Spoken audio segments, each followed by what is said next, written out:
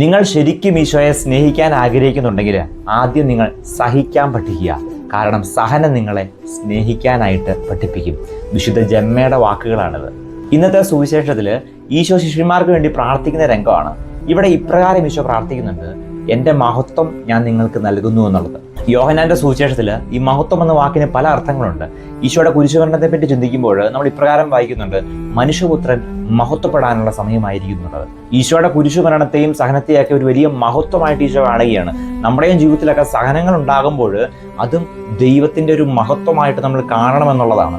വിശുദ്ധ ജോൺ മരി വിയാനി ഇപ്രകാരം പറയുന്നുണ്ട്: ഒരിക്കലും നിങ്ങളുടെ ജീവിതത്തിൽ ഉണ്ടാകുന്ന കുരിശുകളെ ഓർത്ത് നിങ്ങൾ പരാതിപ്പെടരുത്. കാരണം നിങ്ങളുടെ ജീവിതത്തിലെ കുരിശുകളാണ് നിങ്ങളെ സ്വർഗത്തിലേക്ക് നയിക്കുന്നത് എന്നുള്ളത്. സ്വർഗത്തിലേക്ക് എത്താനുള്ള ഒരു ചവിട്ടുപടിയാണ് നമ്മുടെ ജീവിതത്തിലെ ഓരോ സഹനവുമെന്ന് ഈ വിശുദ്ധൻ പറഞ്ഞു വെക്കുകയാണ്. അതുകൊണ്ട് ജീവിതത്തിൽ കൂടുതൽ സഹനങ്ങൾ ഉണ്ടാകുമ്പോൾ അത് ഈശോയോട് നമ്മൾ കൂടുതൽ അടുക്കാനുള്ള ഒരു വഴി മാത്രമാണ് എന്ന് ചിന്തിക്കുക.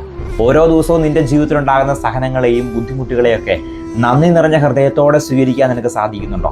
അതുകൊണ്ട് പരാതി കൂടാതെ സഹനങ്ങൾ ഏറ്റെടുത്തോളൂ. അതുവഴിയായിട്ട് ദൈവം നിനക്ക് വേണ്ടി കരുതി വെച്ചിരിക്കുന്ന ചില കൃപകൾ സ്വന്തമാക്കാൻ വേണ്ടി.